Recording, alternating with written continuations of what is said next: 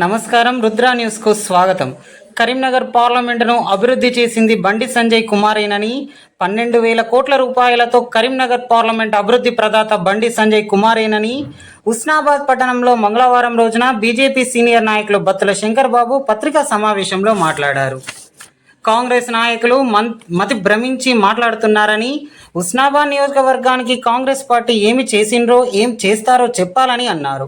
నిన్నటి రోజున హుస్నాబాద్ మండల కాంగ్రెస్ నాయకులు మాట్లాడుతూ దేశంలో నరేంద్ర మోడీపై అవాకులు చవాకులు పేల్చుతున్నారని, వారిని విమర్శించే నైతిక హక్కు కాంగ్రెస్ పార్టీ నాయకులకు లేదని తెలిపారు.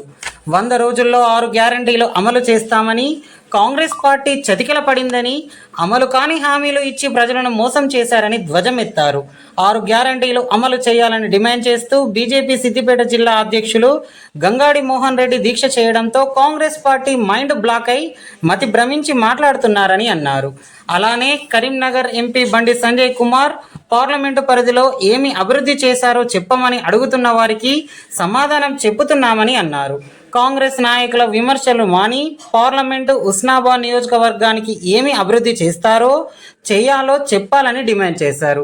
కరీంనగర్ పార్లమెంటు పరిధిలో అనేక అభివృద్ధి కార్యక్రమాలు చేసి గొంతును దేశవ్యాప్తంగా వినిపించిన ఘనత బండి సంజయ్ కుమార్దేనని అన్నారు.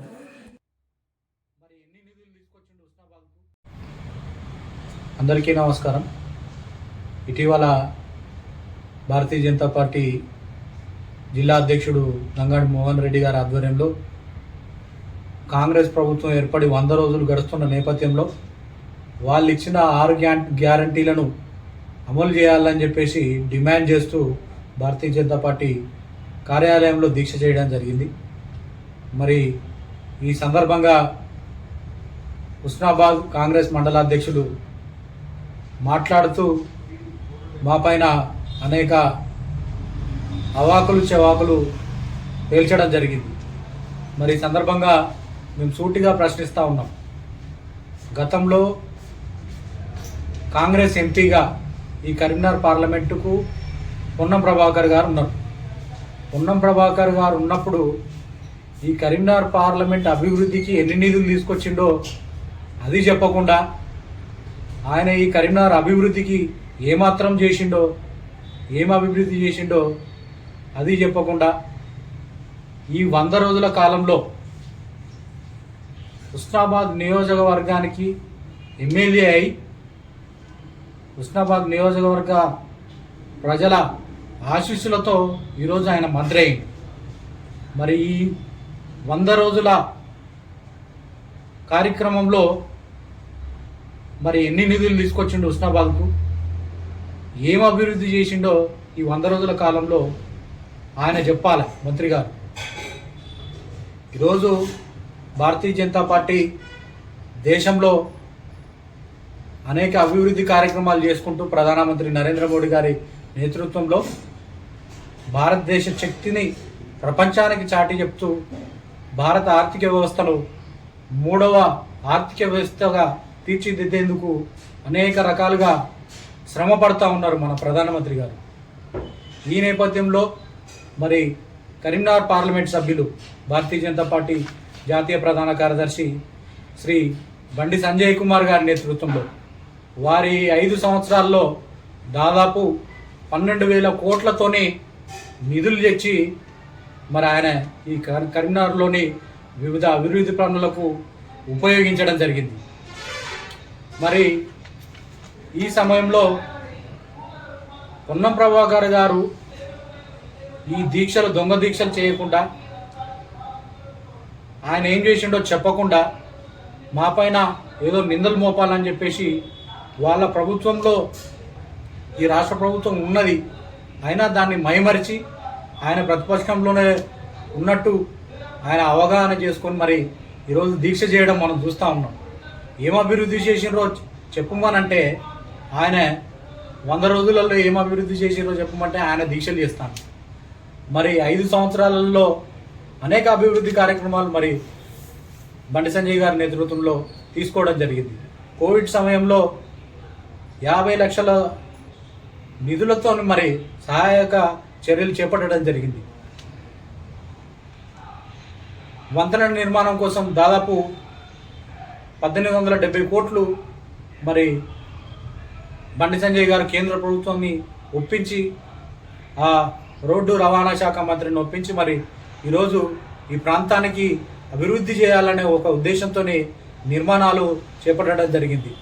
PMGSY కింద గ్రామాన రోడ్లు ఉండాలనే ఒక సంకల్పంతో దాదాపు 191.45 కిలోమీటర్ల రోడ్డు విస్తరణ పనులు చేపట్టడం జరిగింది.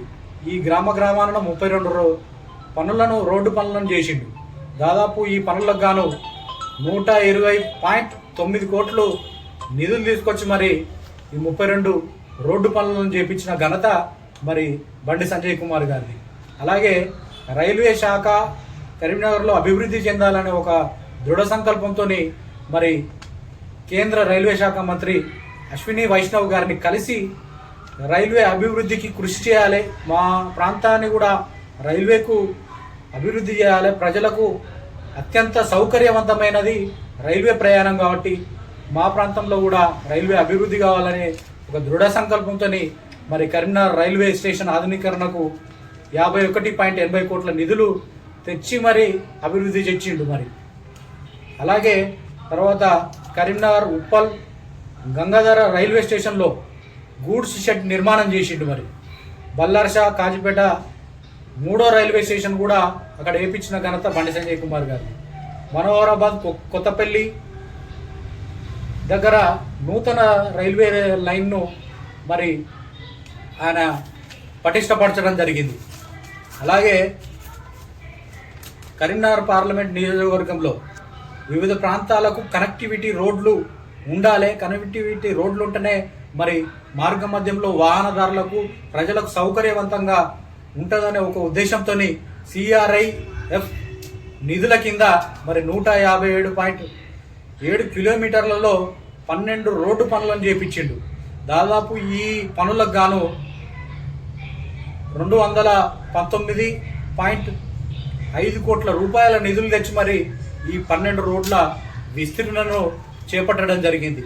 అట్లనే మరి హుస్నాబాద్ నియోజకవర్గానికి కనుక చూసుకున్నట్టయితే ఇందుర్తి నుంచి సుందరగిరి వరకు సింగిల్ లైన్ను డబుల్ లైన్గా చేసి 10 కిలోమీటర్ల మేర మరి డబుల్ లైన్ చేసి 15 కోట్ల రూపాయలు తీసుకొచ్చి వెచ్చించి మరి ఆ రోడ్డు నిర్మాణాన్ని చేయడం జరిగింది. అట్లనే ఇందుర్తి నుంచి హుస్నాబాద్ వరకు సింగిల్ లైన్ ఏదైతే ఉన్నదో 16 కిలోమీటర్ల మేర డబుల్ లైన్ చేసి 24 కోట్ల రూపాయలు మరి దానికి తీసుకొచ్చి మరి ఆ రోడ్లు వేపించడం జరిగింది. అట్లనే కోయడ మండలానికి కనుక చూసుకున్నట్టయితే శనిగారం నుండి సుందరగిరి వరకు 12 కిలోమీటర్లు 18 కోట్లతో మరి ఆ రోడ్డు అభివృద్ధి చేయడం జరిగింది.